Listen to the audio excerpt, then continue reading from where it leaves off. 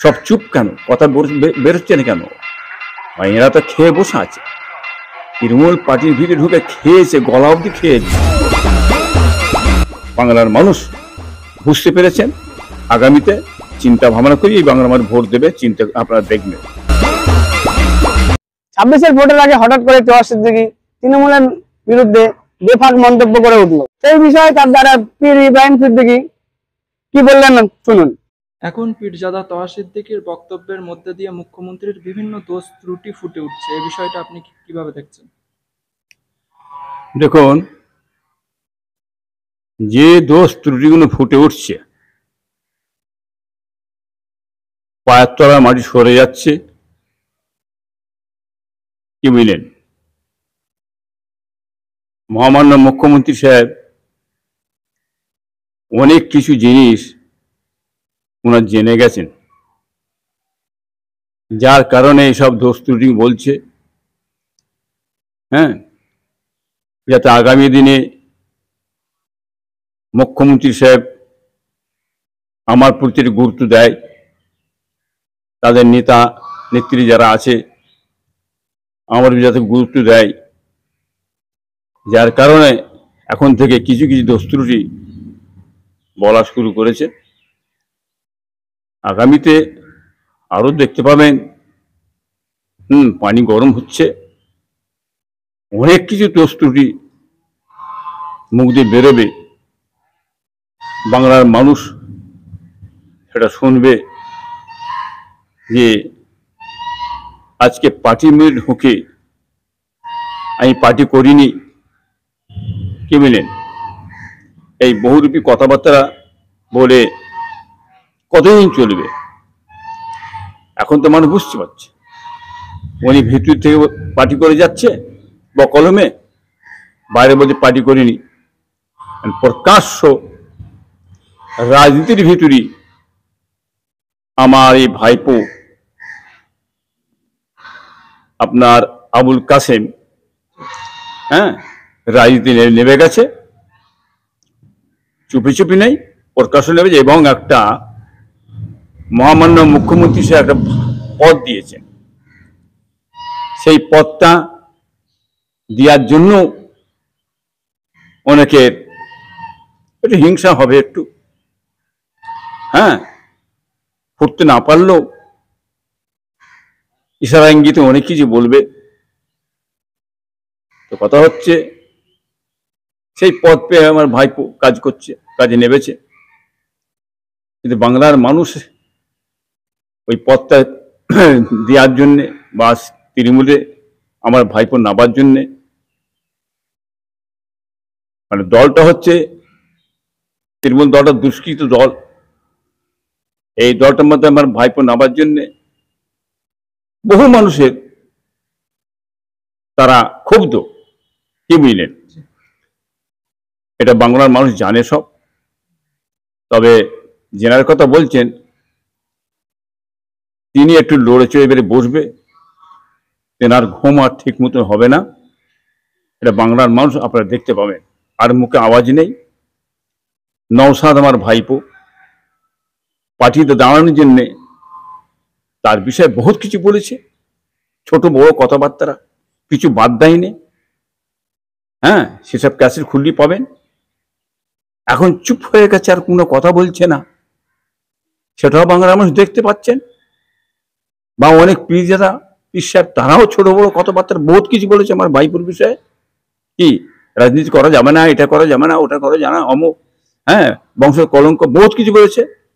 এখন সেই পীর সাহেব পীরজাদা সব চুপ কেন? কথা বেরোচ্ছে না কেন? এরা তো খেয়ে বসে আছে। তৃণমূল পার্টির ভিতরে ঢুকে খেয়েছে, গলা অব্দি খেয়ে দিয়েছে। বহুত কিছু কার্যকর করে নিয়েছে। বলবে কি করে? যার কারণে এসব কথা বলতে পারছে না। চুম্বন আছে বাংলার মানুষ। দেখুন এদের পরিস্থিতিটা, এরা কোন দলে আছে, কোন দলে ছিল, কি বুঝলেন? রাজনীতি করা যাবে না। আল্লাহর নবী থেকে করে এসছেন, সাহাবারা করেছেন, পাইগম্বরাও অনেক করেছেন, ফুটপাত পীর সাহেবরা করেছেন, দাদা হুজুর করেছেন, কি বুঝলেন? আমরাও করি, করা চলবে। ধর্মগুরু রাজনীতি করতে পারবে না, এসব ফচকেদের কথা জানে না, শোনে না, উল্টোপাল্টা কথাবার্তা বলে। কি বুঝলেন? যোগী আদিত্যনাথ এখানেও মানে রাজনীতি করছে। তৃণমূলের ভিতরে আপনার সিদ্ধুকরা চৌধুরী সাহেব কি তিনিও রাজনীতি করছেন। আরো সেই ভাঙড়ের আপনার এক পীরজাদা, তিনিও রাজনীতি করছেন। রাজনীতি করা যাবে না, না সেসব তৃণমূল তো ঢোকে বসে আছেন, রাজনীতি করছেন তো, যাবে না কেন করা? অতএব এইবারে মমতা ব্যানার্জি সাহেব নিজেও তো বলেছিলেন, ফুরফুরার পীর সাহেব আপনার ধর্মগুরু মানুষ, আপনারা রাজনীতি করবেন কেন, আপনারা এর মধ্যে আসবেন না। আজকে মহামান্য মুখ্যমন্ত্রী সাহেব তিনি তার আমার ভাইপো আপনার ভাইপোকে তারা টেনে উনি ঢুকালেন কি করে?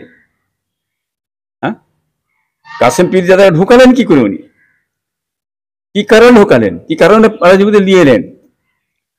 একটাই কারণ আছে, পায়ের তলায় মহামান্য মুখ্যমন্ত্রী সরে গেছে, বাংলার মানুষ বুঝে গেছে উনি যে কার্যকলাপ করেছেন।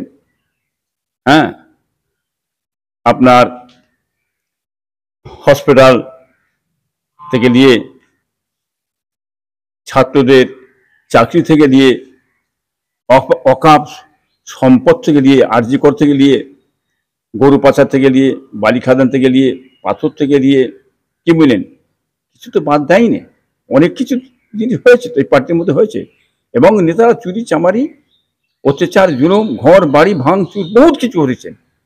আচ্ছা, মহামান্য মুখ্যমন্ত্রী সাহেব চিন্তা করলেন, যদি এই পীরজাদাকে নিয়ে এসে হ্যাঁ যদি সংখ্যালঘু মানুষের বিষয়ে মুসলিমদের মুখটা যদি ঘুরিয়ে দিয়ে ভোটটা দেওয়া যায়, ওরা পায়ের তলা মাটি সরে গেছে বলে এই চিন্তা এসছে।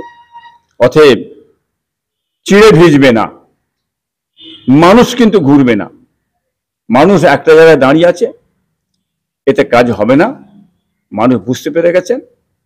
হ্যাঁ, এর জবাব কিন্তু আগামীতে বাংলার মানুষ দিয়ে দেবেন। পীরজাদা হিসাবে দাঁড়াতে পারেছে তার নিজের ব্যক্তিগত ব্যাপার, তবে একটাই কারণ হচ্ছে মানুষের মনে একটা দুঃখ চিন্তা ভাবনা, যে মানুষটা এত ছোট বড় কথাবার্তা বহুত কিছু বললেন, আর সেই মানুষটা আজকে তৃণমূল পার্টির মধ্যে ঢুকে গেলেন, এইটাই মানুষ ক্ষুব্ধ। বাংলার মানুষ বুঝতে পেরেছেন, আগামীতে চিন্তা ভাবনা করে এই বাংলার মানুষ ভোট দেবে, চিন্তা আপনারা দেখবেন। আমরা শুনলাম পীর ইব্রাহিম সিদ্দিকীর বক্তব্য। তোহা সিদ্দিকী এখন বেফাস মন্তব্য করছে একটাই কারণে, মমতা ব্যানার্জির দৃষ্টি আকর্ষণ করার জন্য। মাননীয় মুখ্যমন্ত্রী কাসেম সিদ্দিকী তৃণমূলের জেনারেল সেক্রেটারি বানিয়েছেন, তাতে কি তোহা সিদ্দিকীর কিছু বড় ক্ষতি হয়ে গেল? এই বেফাস মন্তব্য করে কি তোহা সিদ্দিকী বোঝাতে চেয়েছে যে 2026-এর আগে আমারও একটা বড় পদ দরকার? আর সে তোহা সিদ্দিকী কাসেম সিদ্দিকীর বড় একটা পদ পাওয়ার পর থেকেই বেফাস মন্তব্য করা চালু করলো।